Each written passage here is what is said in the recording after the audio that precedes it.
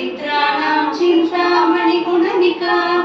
जन्मजलदौ निमग्नानां दंष्ट्रामुररिपुवराहस्य भवति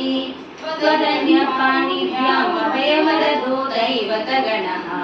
स्वमेका नैवासि प्रकटितवराभीत्यभिनया भयात्रातुं दातुं फलमपि च वाञ्छासमधिकम् शरण्ये लोकानां तव हि चरणावेव निपुणौ हरिस्त्वामाराध्य प्रणतजनसौभाग्यजननी पुराणादि भूत्वा पुररिपुमपि क्षोभमनयत् स्मरोऽपि त्वां नत्वा रतिनयनलेह्येन वपुषा मुनीनामप्यन्तः प्रभवति मोहाय महतां